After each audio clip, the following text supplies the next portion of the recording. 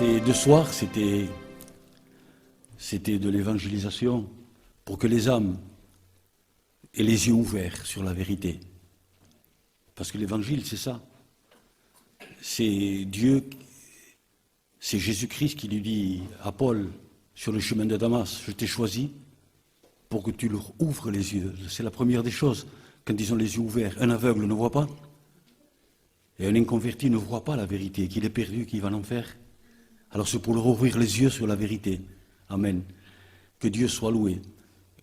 Chrétiens, chrétiennes, nous sommes réunis ce matin pour adorer Dieu, bien sûr, pour l'élever, pour le glorifier, pour le remercier. Qu'est-ce que c'est l'adoration et la louange? Qu'est-ce que c'est? C'est un cœur trop plein de gratitude. Merci mon Dieu, tu m'as sauvé. J'étais perdu et tu m'as sauvé. Alléluia. La louange est un trop plein. Ça déborde de gratitude pour remercier Dieu. Et qu'est-ce que c'est l'adoration? C'est aimer Dieu par-dessus tout. Que Dieu soit glorifié. Alors, nous sommes là ce matin. Alors, le premier conseil que je donnerai à l'Église, c'est que pendant ces 2 soirs, il y a eu certainement des inconvertis qui sont venus. Tenez-vous devant Dieu. C'est la volonté de Dieu. Priez pour eux, pour que pas un seul n'échappe au salut. Que tout soit happé par le salut de Dieu. Que tout soit rentré, amen, dans le salut de Dieu. Et ça, c'est la prière de l'Église. Que Dieu soit loué. L'Église a une fonction extraordinaire, merveilleuse, que Dieu lui a donnée à son Église. Et on en parlait hier avec plusieurs frères dans la maison du pasteur. On en parlait, je n'en parlerai pas ici, mais il y a cette fonction de rentrer. J'entre par tes portes, j'entre dans tes parvis. Nous avons tous les droits de rentrer non seulement au parvis, qui est le devant, mais de rentrer dans le Saint, et non seulement dans le Saint des Saints, au sanctuaire même de Dieu, là où il y a le trône de Dieu. Nous avons tous les droits. Que Dieu soit glorifié, parce que Dieu nous voit en Christ. Que Dieu soit loué. Amen. Alors là, devant le trône de Dieu, tenons-nous devant Dieu. Seigneur, tous ceux qui ont écouté ta parole, nous te demandons, nous voulons les voir au ciel. Amen. Nous voulons les trouver, Seigneur, là-bas. Amen. Que Dieu soit glorifié. Alors ce matin, nous allons, soit par l'adoration, soit par des cantiques. Je me réjouis avec les cantiques. C'est des louanges, c'est des prières à Dieu. Que Dieu soit loué. C'est très beau les cantiques. Règne en moi. Dieu puissant, règne. C'est toute la prière d'un véritable chrétien. C'est tout le but d'un véritable chrétien. Alors, on doit les vivre, les cantiques. C'est louanges et des prières. C'est pour ça qu'il y a des cantiques, sinon c'est pas la peine. Hein? Que Dieu soit loué, oui, règne. Et quand on le chante, oui, c'est vrai, règne en moi, Dieu puissant, règne en moi. Oh, prends mon âme, prends-la, Seigneur, et que ta flamme brûle dans mon cœur. Sois mon seul maître, divin roi. Alléluia. Tout ça fait partie de l'Église, de l'adoration, de la louange. Que Dieu nous apprenne à vivre avec Dieu, à vivre pour Dieu. Amen. Que Dieu donc soit glorifié. Donc je répète ce matin, c'est les enfants de Dieu qui se réunissent dans la louange, dans l'adoration, dans la gratitude, et pour lui dire au Seigneur, Seigneur, je veux aussi te glorifier en écoutant ta parole. Parle, Seigneur, ton serviteur écoute. Et Dieu est glorifié là. Hein. Ça a été la première prière du petit Samuel dans le temple. Hein. Mais c'est là qu'a commencé sa vie de prophète, sa vie avec Dieu. Quand il a dit, parle, Seigneur, ton serviteur écoute. Parce que l'appel de Dieu y était. Samuel, Samuel. L'appel de Dieu pour chacun de nous a été. Est-ce que c'est compris? Pareil que quand Dieu appelait le petit Samuel dans le temple, hein, il y a eu l'appel de Dieu, Samuel, Samuel, n'est-ce pas? Et pour nous, à chacun de nous, il nous a appelés. Comme Abraham quitte Ur en Chaldée et part. Et va-t'en. Il a écouté l'appel, il est parti. Et nous, à chacun de nous, on a écouté l'appel qu'on était perdu et que Dieu nous appelait au salut. Et maintenant, nous sommes à lui. Que Dieu soit glorifié. Alors, tout a commencé pour le petit Samuel. Oui, Seigneur, parle. ton serviteur écoute. Amen. Nous sommes là, il n'y a pas un là derrière, les autres assis. Nous sommes des frères et des sœurs ensemble pour glorifier Dieu. Nous allons lire un texte dans la parole du Seigneur, mais avant, parce qu'après je sais que je ne me rappellerai pas, je tiens à remercier avec mon cœur le frère Tounet et sa compagne ils ont quitté la maison avec ses enfants. Vous savez, Jésus dit, si vous donnez un verre d'eau à un de mes enfants, m'a laissé sa maison, son feu, son frigidaire, sa chambre, tout. Et il est parti ailleurs avec ses enfants. Que Dieu le bénisse. Et je lui dis en public comme ça, je dis merci à ce foyer, que Dieu soit loué. Amen, ils auront leur récompense. Je tiens à remercier aussi la compagne de Moro. Je le remercie de m'avoir invité à lui. Et je remercie aussi la compagne de Moro, et qui pendant ces 2 soirs a fait à manger et nous a donné à manger et a fait à manger et a acheté à manger pour une multitude. Je dis bien une multitude. Que Dieu bénisse aussi ses bien-aimés. Voilà, gloire à Dieu. Nous allons lire dans la 2e épître de Paul aux Corinthiens. 2e épître aux Corinthiens. Encore un passage glorieux, comme toute la parole de Dieu. Au chapitre 6 et au verset 14. Chapitre 6, verset 14. C'est l'instruction de Dieu pour l'Église. C'est les conseils de Dieu pour l'Église. J'ai dit, voyez, instruction, conseil, je vais monter un peu plus haut.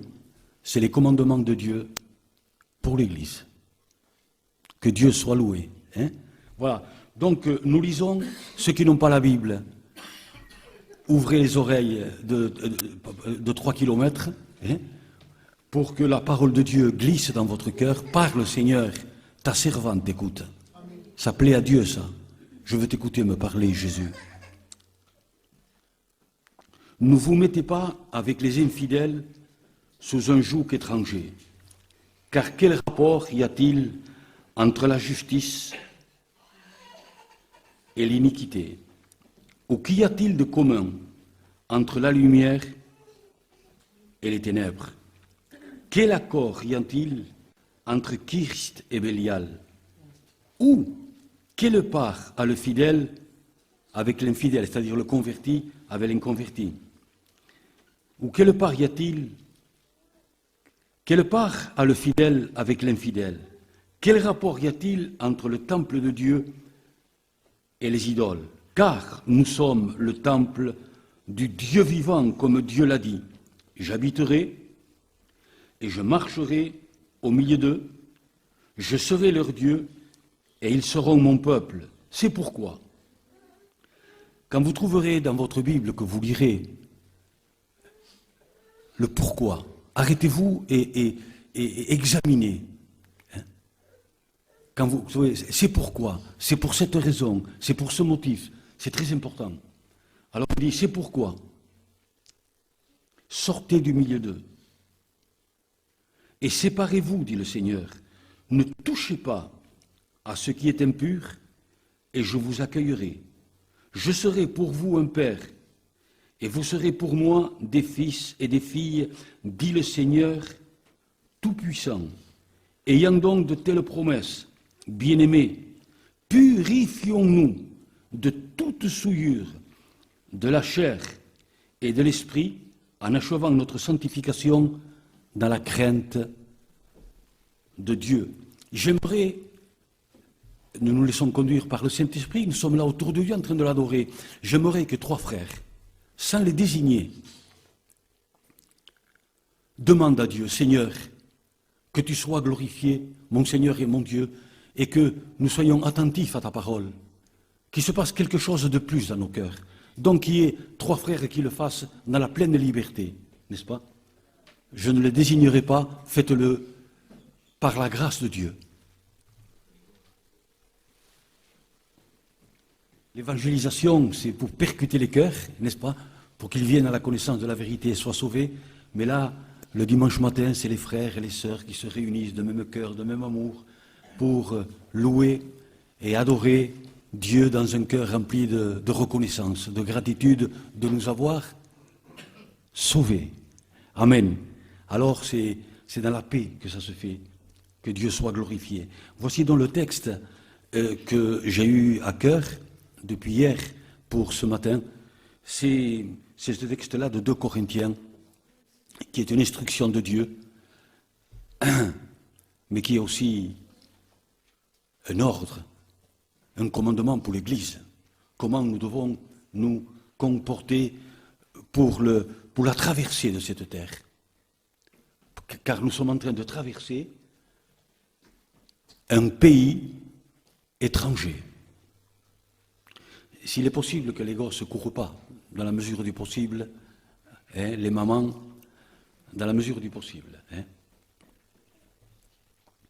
Voilà, donc nous sommes en train de traverser un monde qui est ennemi à nous. Il est l'ennemi de Dieu. Alors, étant l'ennemi de notre Père, il est le nôtre, n'est-ce pas? Puisque nous sommes des fils et des filles en puissance de Dieu. Donc nous traversons ce monde jusqu'au rivage, jusqu'au port, qui est le ciel de gloire où Jésus veut nous conduire. Amen. Alors, Dieu nous dit où il faut marcher et où il faut faire attention. Non, suis ce sentier, laisse l'autre à côté. Comme un père, comme une maman, n'est-ce pas? Alors, il nous fait traverser ce monde, et c'est comme un père qui traverserait l'autoroute avec son enfant de 2 ans, mais soit en le tenant dans ses bras, ou un enfant de 10 ans, soit en le tenant par la main. Voici comment Dieu nous fait traverser ce monde impur, impie, sale, ennemi. C'est écrit ou pas? Ce monde est notre ennemi. Regardez jusqu'où ça va. N'aimez point le monde. L'aimez seulement. N'aimez point le monde, ni les choses qui sont dans le monde. Car quiconque, c'est-à-dire n'importe qui, même si c'est Manicon, qui que ce soit, aime le monde, l'amour du Père n'est point en lui. Si l'amour du Père n'est point en moi, je ne suis pas sauvé. N'est-ce pas? Que Dieu soit loué. Et Jacques va plus loin. Et il va prononcer un mot dur. Ça, c'est pour nous faire comprendre que le monde est l'ennemi de Dieu et le nôtre. Jacques va dire, ne savez-vous pas, et il va prononcer un mot dur que je ne dirai pas, ne savez-vous pas que ceux qui veulent aimer le monde, l'aimer seulement, se rendent quoi? Ennemis de Dieu. Je crois à la parole de Dieu. Si l'Évangile me dit que si j'aime le monde, je me rends ennemi de Dieu, c'est parce que c'est vrai, c'est ça connaître Dieu. N'est-ce pas? Ennemi de Dieu. Mais je préfère qu'il emporte ma vie de suite. Ennemi de Dieu. Vous savez, il y en a un qui s'appelle l'ennemi. Nous savons qui c'est l'adversaire, n'est-ce pas? Alors, dans ce monde impie, ennemi, mais Dieu nous tient par la main pour nous le faire traverser. Alors il nous conseille. C'est pour ça qu'il est dit, ta parole est une lampe à mes pieds. Sinon je ne vais pas voir où je marche. Et ta parole, elle est une lumière sur mon sentier. Alléluia. Alors j'obéis à ta parole, il y a toujours la lumière. Je désobéis à la parole, plaf, il n'y a pas de lumière. Puisque la parole, c'est la lumière. C'est facile, l'évangile. Alléluia. Que Dieu, donc, soit glorifié. Revenons donc à ça. Et voici ce conseil, cette instruction, ce commandement. Ne vous mettez pas sous un joug étranger. Qu'est-ce que c'est un joug étranger? Qu'est-ce qui veut dire étranger? Étranger, c'est le monde. Quelque chose qui fait partie du monde, n'est-ce pas? C'est étranger. Vous savez ce que c'est un joug? Un joug, moi je sais ce que c'est parce que je me suis élevé à la campagne, n'est-ce pas? Et je sais ce que c'est. C'est quand on met aux bœufs, par exemple, on les attelait, on mettait un collier en bois à chaque bœuf ou au mulet, n'est-ce pas, attaché, et un devait suivre l'autre. Ils étaient obligés de marcher ensemble. Il n'y avait rien à faire, c'était l'attelage. C'est pour ça qu'il est écrit joug. Le joug, c'est ça, n'est-ce pas? Alors, ne vous mettez pas sous un joug étranger, ne mettez pas le cou dans ce joug, dans ce collier. Vous allez suivre l'autre, n'est-ce pas? Ah non, Seigneur. Et le joug étranger, c'est le monde et les choses qui appartiennent au monde. Donc, ne vous mettez pas sous un joug étranger. Et il va dire pourquoi? Parce que, quel rapport y a-t-il entre le converti et l'inconverti? L'inconverti fait partie du monde, donc du monde et du diable. C'est clair l'évangile. De quoi nous faisons partie, nous? De quoi? Du Saint-Esprit, de Jésus-Christ, de Dieu, du ciel. Ah, que nous sommes heureux, alléluia. Alors, il dit, quel rapport y a-t-il? Qu'est-ce qu'il y a entre... Quel rapport il peut y avoir entre le chrétien et le non-chrétien, ça veut dire le fidèle et l'infidèle? Il n'y a aucun rapport. Absolument aucun. Comme le jour et la nuit, il n'y a aucun rapport. Le jour, c'est la lumière. La nuit, c'est la nuit. N'est-ce pas? Il n'y a aucun rapport. Comme la terre ferme et le milieu de la mer, il n'y a aucun rapport. Ici, je me tiens debout, dans la mer, je m'enfonce. N'est-ce pas? Donc, voici les conseils de Dieu, la parole de Dieu qui est une lumière sur notre sentier, une lampe sur notre chemin pour nous conduire, pour voir les pièges. Alléluia. Pour nous diriger, Dieu veut nous diriger directement vers le ciel. Et alors, avant d'aller plus loin, je vous le relis. Ne vous mettez pas avec les infidèles sur un joug étranger. Car quel rapport y a-t-il entre la justice et l'iniquité, c'est-à-dire le mal? Il n'y a aucun rapport. Il n'y a aucune différence. Ou qu'y a-t-il de commun entre la lumière et les ténèbres? La lumière, c'est la lumière, c'est Dieu. Entre la lumière et les ténèbres, c'est l'adversaire, n'est-ce pas? Il n'y a rien, il dit. Ou quel accord? Il n'y en a pas d'accord. Hein? Quel accord y a-t-il entre Christ et Bélial? Bélial, c'est Satan. Hein? Il n'y en a pas non plus entre Jésus-Christ et le diable. Ou quelle part a le fidèle avec l'infidèle? Il n'y a aucune part. Il n'y a aucun contact, il n'y a aucune communion, il n'y a aucun rapport. N'est-ce pas? Nous sommes coupés de cela. Que Dieu soit loué. Quand Dieu a appelé Abraham, il lui a dit, quitte ta maison, quitte ton pays et va. Il n'est plus revenu à Ur en Chaldée. Ça a été coupé. Quand Dieu a dit à Moïse, fais lever le peuple et sortez d'Égypte, sortez, ça a été fini, ils sont sortis, ils ont traversé le désert, ils ont traversé la mer Rouge, ils ont traversé le Jourdain, voyez, hein? Donc c'est une coupure totale avec notre vieille vie. Et Dieu veut que ça, on le sache, qu'on le vive, qu'on le comprenne. Amen. Que l'Église, que les enfants de Dieu, c'est pas n'importe qui. Ils étaient autrefois enfants des ténèbres, c'est écrit. Maintenant, enfants de lumière. Alléluia. Ils étaient fils des ténèbres. Et qu'est-ce qu'il nous est dit? Que nous sommes devenus fils. Je dis bien, fils et filles de la lumière. Nous ne sommes pas n'importe qui, enfants de Dieu. Sincèrement, nous ne sommes pas n'importe qui. Nous sommes ce que Dieu a de plus cher. Les rachetés par le sang de son Fils. Enfants de Dieu, je veux que nous soyons conscients de ce que Dieu a fait pour nous, de ce que Jésus nous a fait devenir.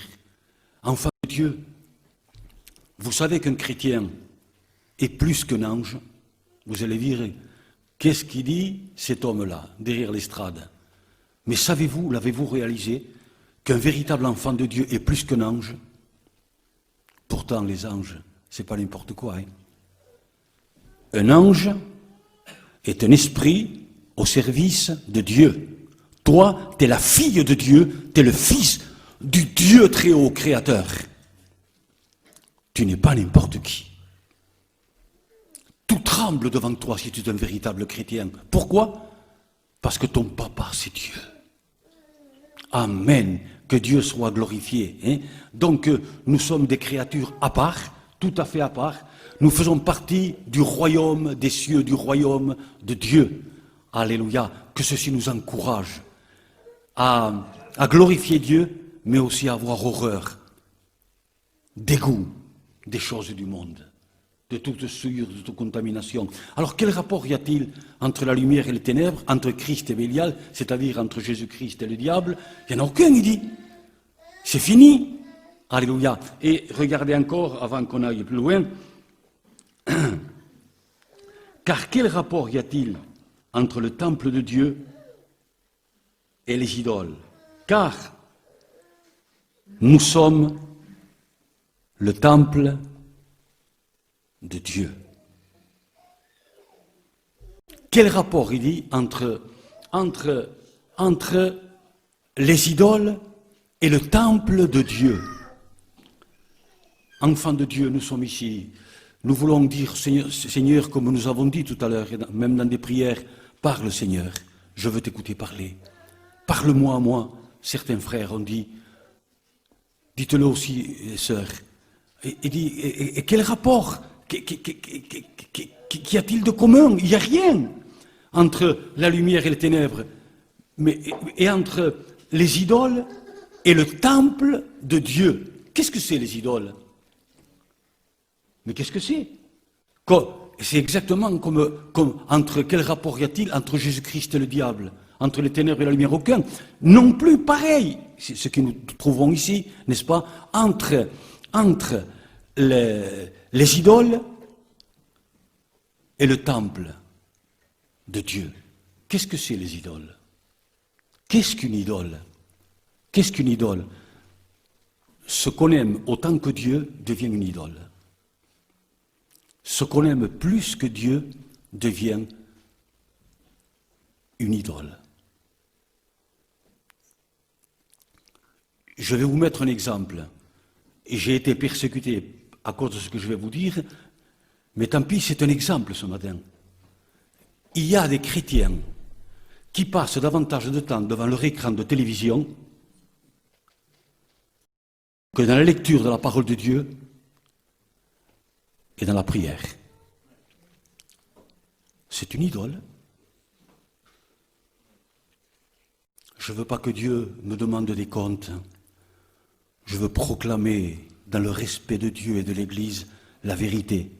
Je bénis Dieu, je ne vis avec aucun de vous. Alors je ne sais pas comment vous vivez, mais regardez l'horreur devant Dieu. Passer autant de temps, et quelquefois certains chrétiens, ça je le sais par là-bas, hein, devant l'écran de télévision. Et la télévision, c'est le monde. Il y en a qui disent, moi c'est fini, je ne veux plus au cinéma. Il est chez eux. C'est pas pire ça, vous pensez? Vous croyez que c'est pas au-dessus que d'aller au cinéma? D'aller au cinéma, je peux me choisir le film. Que Dieu nous garde de ça, hein? Mais là, cet engin, la télévision par elle-même, c'est une invention merveilleuse, n'est-ce pas, de l'intelligence des hommes, mais c'est le diable qui s'en sert. Nous savons qu'il y a de l'impureté. Nous savons que tout est légalisé par la télévision. Tout. Je dis bien, c'est légalisé. Ça veut dire par là que ça devient normal.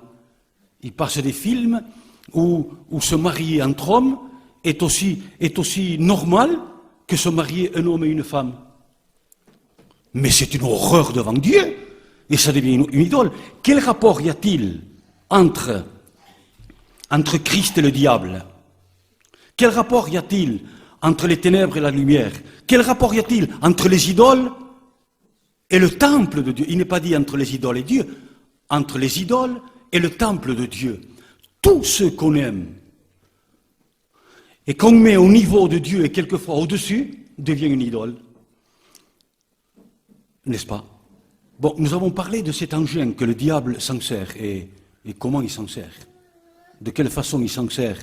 Je dis ça ce matin ici. Je ne sais pas combien de temps je vivrai sur cette terre. Mais je veux mettre en garde les enfants de Dieu. Parce que Dieu, sinon, me demandera des comptes à moi. Vous savez ce qu'il dit aux pharisiens, Dieu? Jésus-Christ, il leur dit, vous ne rentrerez pas dans le royaume des cieux. C'était les prêtres, les pasteurs de ce temps-là, les pharisiens. C'est ceux qui enseignaient le peuple, n'est-ce pas? Et il dit, vous ne rentrerez pas dans le royaume des cieux, mais ça va plus loin. Et il ajoute, et vous empêchez les autres d'y rentrer. Malheur à vous. Muraille blanchie, leur dira. Voyez? Donc, l'important pour moi, c'est d'annoncer ce que Dieu me dit au peuple. C'est ce qui est écrit au peuple, alléluia. Dieu se veut un peuple à part. Alors, quel rapport y a-t-il entre les idoles et le temple de Dieu? Mais qu'est-ce qu'il n'y a aucun rapport. Un, c'est le diable, l'autre, c'est Dieu. Il n'y en a pas. Est-ce que c'est clair ce que je dis? Je ne suis pas là pour faire comme monsieur le curé. Dominus suaviscus. Non, on partage ensemble. On est en train d'adorer Dieu. On est des frères et des sœurs ensemble. Il n'y a pas les uns plus hauts que les autres. Nous sommes pareils. Que Dieu soit glorifié. Donc nous avons parlé de cet engin, mais après il y a bien d'autres choses qui font partie du monde. Il y a bien d'autres choses. Qu'est-ce qu'encore une idole? Qui n'a aucun rapport entre les idoles et le temple de Dieu. Qu'est-ce qu'encore une idole? Moi, mon orgueil. Vous savez que c'est à cause de ça qu'il y a des divisions, qu'il y a eu des séparations dans les églises. Moi. Et l'idole la plus grande, c'est l'idole spirituelle. Moi, je suis plus. Parce que moi, alors je me juge à la stature de l'autre. C'est pas là que je dois me juger. Je dois me juger à la stature de Jésus-Christ, à la stature de la parole de Dieu. Si un autre est comme il est, je dois prier pour lui, pour que Dieu lui ouvre les yeux, que Dieu soit glorifié. Moi, Jésus dira, il dira à Chino, pourquoi tu vois la paille? Comment tu t'appelles toi déjà? Chopi. C'est pour comprendre, c'est tout, c'est pour comprendre. Nous les gitans, il faut qu'on comprenne comme ça. Il dit, Chino, pourquoi tu vois la paille qui est dans l'œil de Chopi? Lui, il va dire, Jésus, parce que je lui vois. Je vois ça et ça en lui, je vois la paille qui est en lui. Bon, c'est bien. Mais pourquoi tu ne vois pas la poutre qui soutient les toits qui est dans ton œil? Tu vois une paille en lui, mais toi, pourquoi tu ne vois pas la poutre? C'est pour ça qu'il a dit, voyez, ça c'est l'orgueil spirituel. Il prend toutes les formes, l'orgueil. Absolument toutes. Moi, rien que moi, moi je suis quelqu'un, et c'est à moi qu'on me fait du mal, et c'est moi, et à force de moi, ça fait des années. C'est une idole. Je dis bien que c'est une idole. Seigneur, que je disparaisse pour que tu apparaisses. Seigneur, que je sois rien pour que tu sois tout. Vous savez, autrefois, il y a des années que je ne le prêche plus, mais Mauro se rappelle, je prêchais beaucoup sur la chair. À un tel point qu'à Montebillou, même les gars disaient la chair. Et je demande pardon à Dieu d'avoir laissé ça. Parce que le pire ennemi de Dieu, bien sûr que c'est la télévision, mais le pire ennemi de Dieu, c'est moi. C'est moi. C'est mon moi. C'est ma personnalité. La volonté de Dieu, c'est que je disparaisse pour qu'il apparaisse. La volonté de Dieu, c'est que je me dépouille pour me revêtir de Jésus-Christ. Alléluia. Amen. Et que je me rende vite compte, parce que si je me vexe à peine un peu à une parole ou tout ça, je ne dis pas que moi non plus je me vexe jamais. Mais hop, je dois dire, tiens, il y a encore du toi, Manico. Tu dois t'humilier devant Dieu et avec son aide, t'en débarrasser. Est-ce qu'on peut se débarrasser du moi? C'est très dur, mais Jésus nous a dit que oui. La Bible nous dit, faites mourir par le Saint-Esprit le moi, les affections de la chair. Je ne voudrais pas compliquer, que tous comprennent quand même. Hein. Vous savez quand je suis malheureux? Quand le peuple ne comprend pas. Alors je suis malheureux. Parce que je sais que je ne suis plus dans le plan de Dieu. Mais quand le peuple comprend, je me réjouis. Alléluia. Alors, si c'est Christ qui vit en moi, je lui laisse toute la place. Si c'est Christ qui habite en moi, et qui lui laisse toute la place, il pourra jamais y avoir la moindre méchanceté entre moi et lui, la moindre division, jamais. Je vois Christ en lui, et lui voit Christ en moi. Et entre sœurs, amen, que Dieu soit loué. Il y a un petit pic entre sœurs. Va trouver ta sœur et dis-lui, ma sœur, tu me fais un café? Je viens prier un moment avec toi. Mais comment Dieu va être glorifié? Et l'Église va bondir. Qu'est-ce qui arrête l'Église? La marche de l'Église. Parce que l'Église, c'est une armée de triomphateurs. L'Église est une armée triomphante. L'Église est une armée de vainqueurs. Pourquoi? Parce que le capitaine, c'est Jésus. Celui qui est la tête, c'est Jésus. L'Église ne peut pas faillir. Elle continue, elle avance à genoux. Les ténèbres reculent parce que Jésus-Christ est devant et les âmes se convertissent. Amen. Mais avant, c'est nous. C'est moi. Alléluia. C'est moi. Je combats pour que Jésus-Christ prenne toute la place dans ma vie. Le cantique que nous avons chanté, règne en moi, Seigneur. C'est toi le Dieu puissant, alors règne. Que ce soit plus moi qui règne. Si c'est moi qui règne, le diable, il prend part. Mais si c'est Dieu qui règne, déquerpis, mon petit, fugite à l'adversaire, parce que Christ est là. Alléluia, que Dieu soit loué. Amen. La moindre chose qui est entre vous, frères, entre vous, les sœurs, de suite, réconciliez-vous. Alléluia. Dites-lui, je t'aime, ma sœur. Dites-lui, je t'aime, mon frère. Que Dieu soit glorifié. Amen. Abandonnons notre personnalité, notre moi, pour laisser toute la place. Règne en moi. Règne en moi. Avant d'aller plus loin, j'aimerais que ceux qui savent chanter comme ces gosses-là, je les appelle les gosses, moi, nous chantons juste le refrain. Règne en moi, Seigneur. Et on va continuer un peu plus loin. On se laisse conduire par le Saint-Esprit. On le chante, amen. Règne en moi. Juste, on le chante tous. Pourquoi on le chante? Je lui demande à Dieu, règne en moi, Seigneur.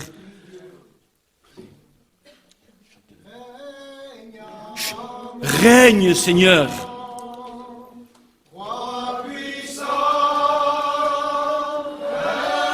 Règne. Prends toute la place, Seigneur. Règne, Seigneur. Règne, Jésus, règne en moi. Sois le roi. Amen.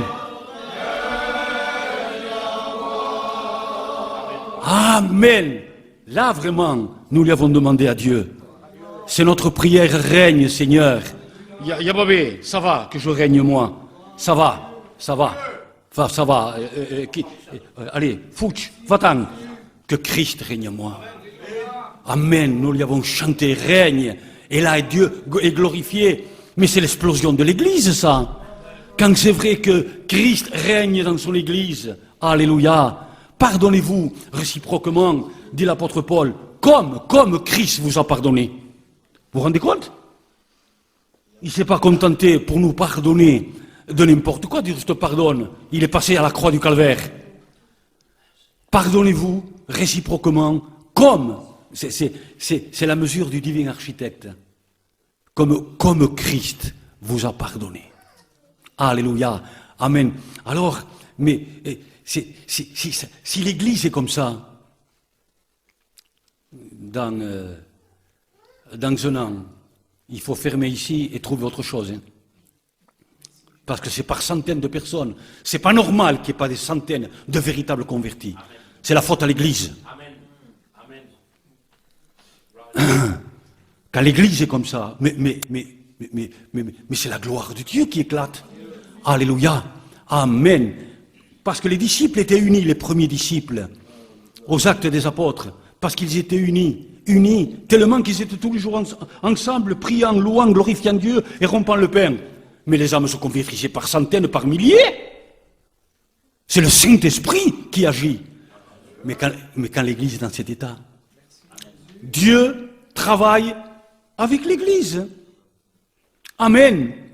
Quand il a dit, les miracles que je fais, vous en ferez de plus grands. Parce que je m'en vais au Père. Vous en ferez de plus grands. Qu'est-ce qu'il a voulu dire? Parce qu'à travers l'Église, à cette époque-là, il était à un côté à la fois. Mais avec l'Église dans le monde, il est partout. Que son Saint-Nom soit glorifié, mais il faut que l'Église soit une. Et pour que l'Église soit une, il faut que lui règne. La parole de Dieu nous dit qu'il est la tête, et nous sommes le corps. Mon bras se lève, mais parce que la tête lui a dit à mon bras, sinon il ne pouvait pas se lever.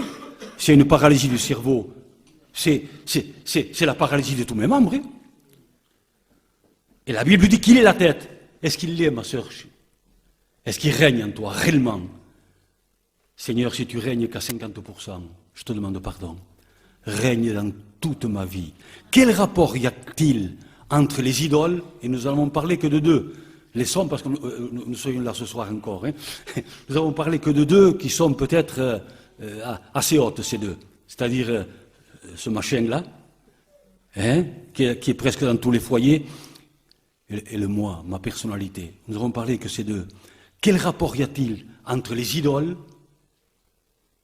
et le temple de Dieu? Et qu'est-ce qu'il ajoute? Quel rapport y a-t-il, c'est beau, entre le temple, entre les idoles et le temple de Dieu? Et qu'est-ce qu'il ajoute? Et nous le sommes. Vous vous rendez compte?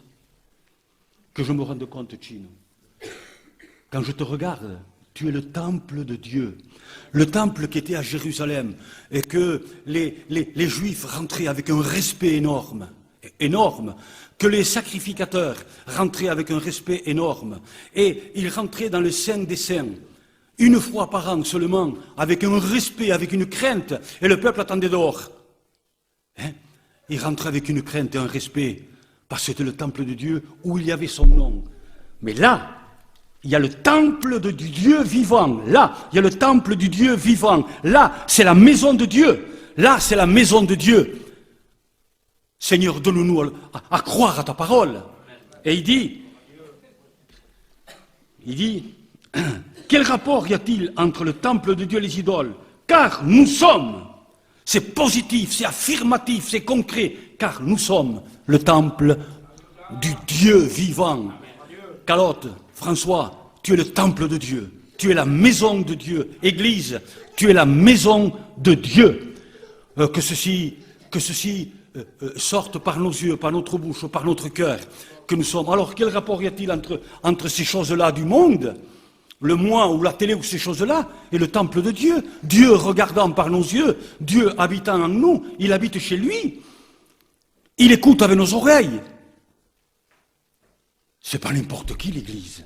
L'Église, c'est le temple de Dieu. C'est pas n'importe qui, gros. C'est le temple de Dieu. C'est pas n'importe qui, Calotte, François. C'est la maison de Dieu, où habite Dieu. Jésus l'a promis. Celui qui m'aime gardera ma parole. Vous croyez qu'il manque Jésus, sincèrement? Et même ça me fait horreur de dire ça. Et celui qui a dit je suis la vérité. Il a dit celui qui m'aime gardera ma parole. Et celui qui garde ma parole, c'est celui qui m'aime. Nous viendrons avec le Père et nous ferons notre demeure en lui. Plaf, le sceau de Dieu. Manico peut se tromper. Mais là, c'est Jésus lui-même. Nous viendrons, c'est affirmatif, c'est concret, c'est positif, et nous ferons notre demeure en lui. Alléluia. Vous vous rendez compte?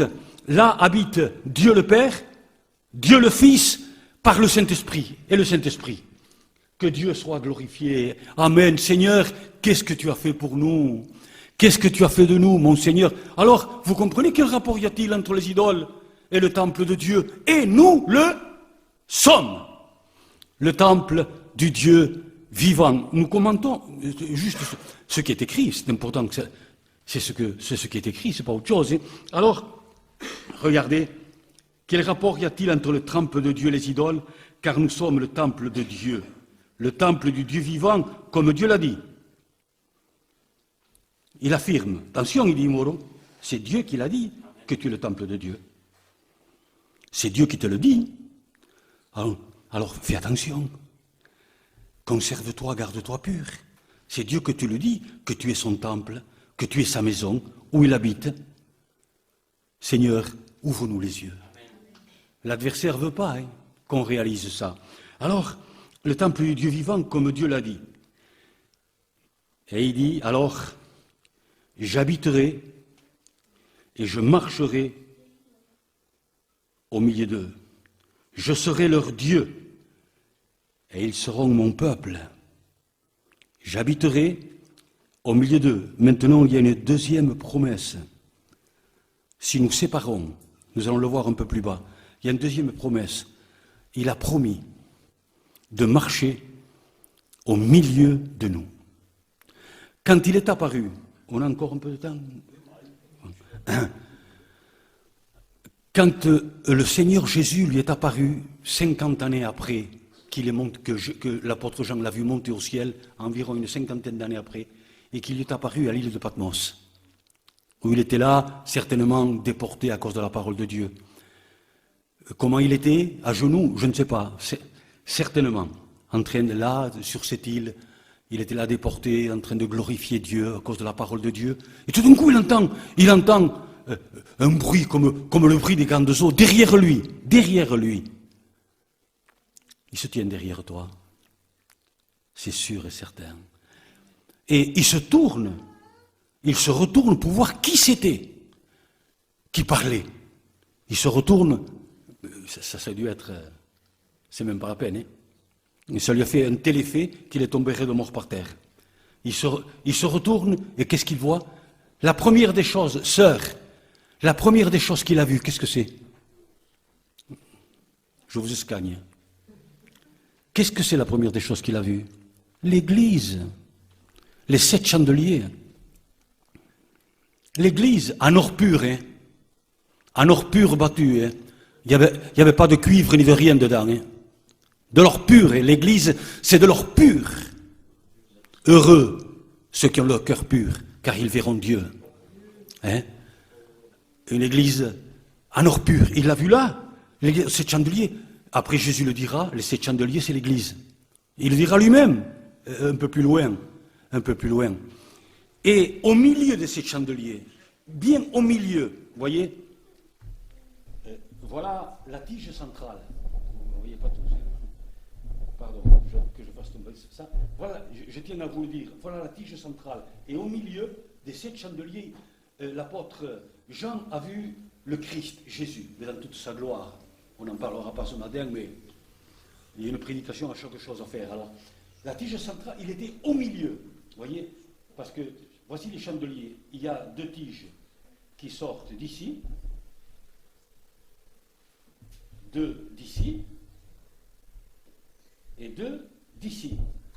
Et avec la tige centrale, ça fait 2, 4, 6, 7. Mais la tige centrale, c'était lui. Nous sortons de Jésus. Il est la tête et nous sommes les membres de son corps. C'est oui et amen. Ce n'est pas des prédications. C'est oui et amen. Qu'est-ce que je suis, le petit doigt? J'en sais rien. Peu importe ce que je suis. Mais je suis un membre du corps de Christ. Tu es un membre du corps de Christ. Alléluia. Et la tige centrale, amen, c'est lui. On sort de lui. C'est pour ça qu'il s'est fait exploser sur la croix du calvaire.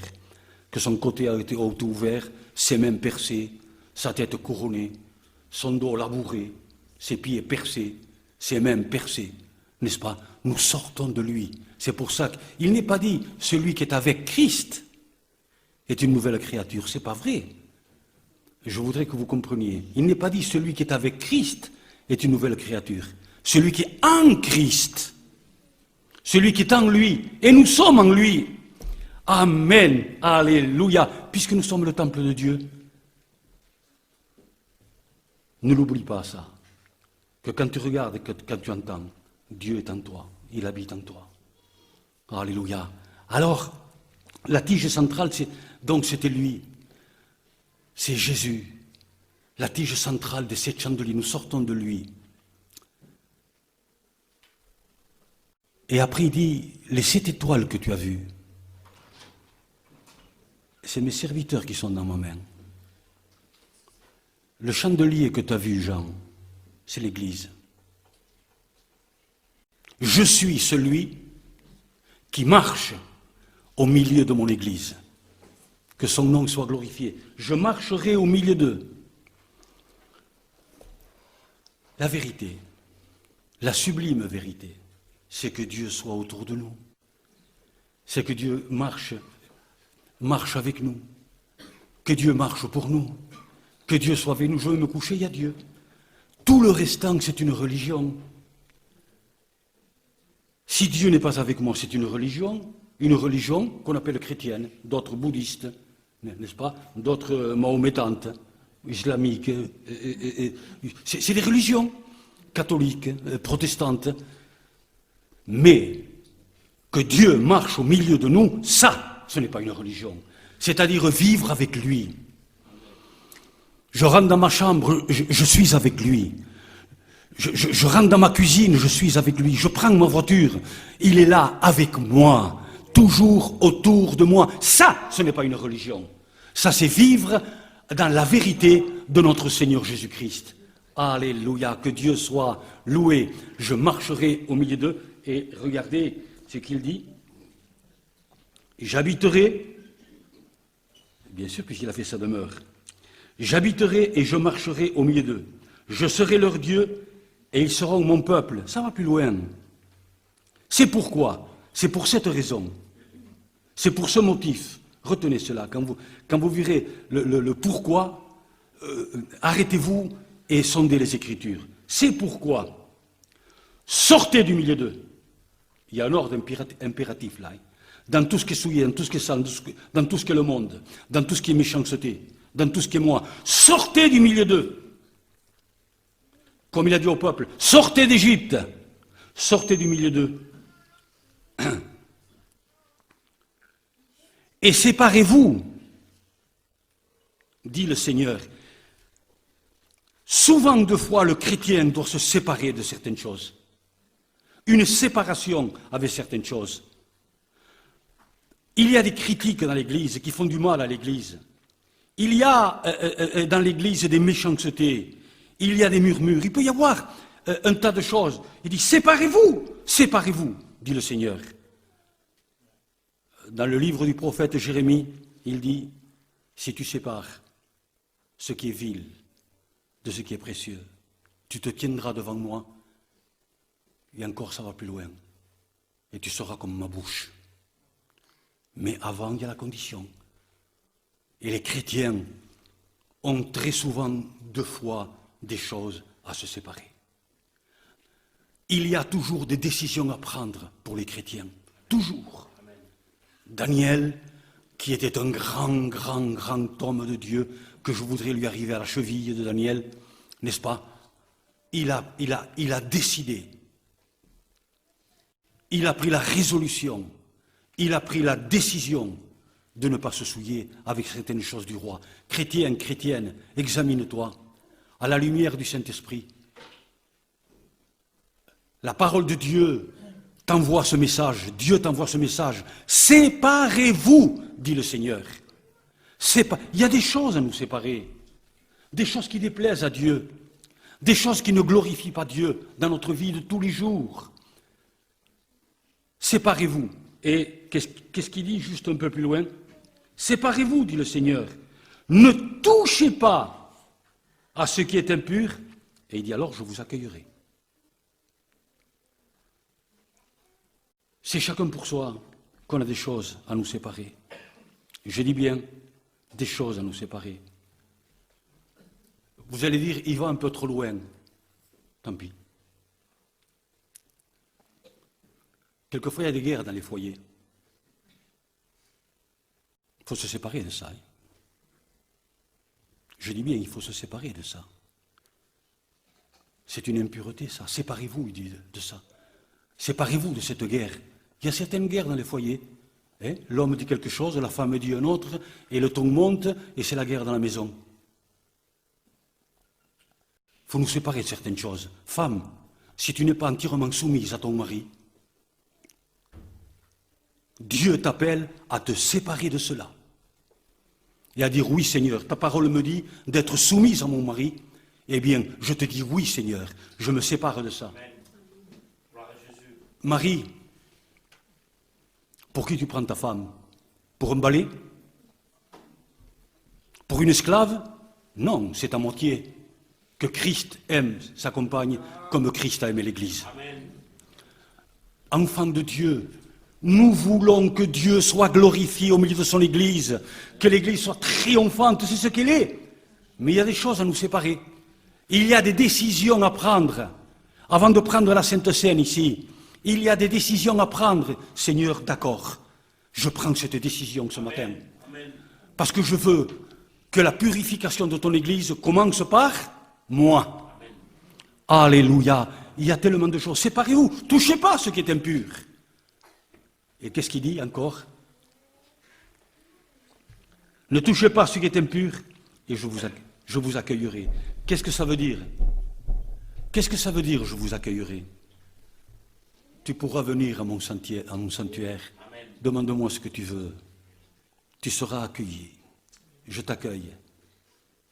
Demande-moi ce que tu veux. Tu as séparé. Je t'ai montré des choses qui ne vont pas dans ta vie. Tu t'en es séparé.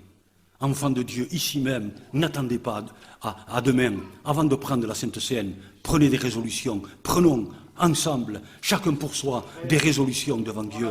Enfants de Dieu, tu as diminué dans la prière. Tu as diminué dans la communion avec Dieu. Tu as diminué dans ta vie de louange et d'adoration à Dieu. Tu as diminué à cela. Ici même, prends une décision. Et Dieu est dans ta décision. Je veux dire par là que Dieu t'aidera à cela. Prends des décisions. Oui, c'est vrai, Seigneur. J'étais une femme de prière. C'est plus ça aujourd'hui. Seigneur, c'est vrai, j'étais un homme de communion, de prière, de consécration. Et j'ai diminué, Seigneur, je te demande pardon. Mais ici, je prends la décision. En prenant la coupe à la main, je prends la décision avec ton aide, avec l'aide toute puissante du Saint-Esprit. Et Dieu te répond, avec mon aide, j'habite en toi. Je suis là pour t'aider, puisque j'habite en toi. C'est moi le patron de cette maison. C'est moi le patron de cette maison. Alors, je suis là avec toi, je vous accueillerai. Séparez-vous, touchez pas ce qui est impur, et je vous accueillerai. Alléluia. Bon, je suis obligé de m'arrêter quand même, pour laisser la place à la louange et aux décisions qui, chacun pour soi, que Dieu nous montre qu'on doit se séparer. T'as un mauvais caractère. Dis-lui, Seigneur, je veux m'en séparer avec ton aide, mon Seigneur. Au nom glorieux de Jésus, mon Seigneur et mon Dieu. Alléluia. Seigneur, je ne passe pas de consécration à la lecture de ta parole. Je te demande pardon, Seigneur. Mais je veux prendre une décision comme Daniel ici. Je veux te glorifier. Je veux que la purification commence par moi et que la victoire de ton Église, ta victoire à toi, commence par moi. Nous allons voir des choses merveilleuses. Alléluia. Amen. Et nous terminons. Ne touchez pas à ce qui est impur, et je vous accueillerai. Je serai pour vous un père. Et vous serez pour moi des fils et des filles, dit le Seigneur Dieu Tout-Puissant. Quelle confirmation. Et nous terminons, et bien sûr on aurait pu rester une petite heure de plus, mais nous arrêtons là. Et il continue à dire, ayant donc de telles promesses, c'est vrai, c'est des promesses extraordinaires, que nous sommes le temple de Dieu, que Dieu marche au milieu de nous, qu'il nous accueille, qu'il est pour nous un Père, n'est-ce pas? Ayant donc de telles promesses, il dit, bien-aimés, purifions-nous. Purifions-nous. Mais il dit ça à l'Église, il me le dit à moi, c'est pas aux païens. Purifions-nous de toute souillure, de toute, quelle qu'elle soit, de toute souillure de l'esprit, c'est-à-dire de la pensée. C'est la pensée, hein? C'est quelqu'une celle-là. Hein? Mais il y a le Saint-Esprit en nous. Alléluia. Purifions-nous de toute souillure de l'esprit et de la chair. Purifions-nous. C'est un ordre qui m'est donné à moi.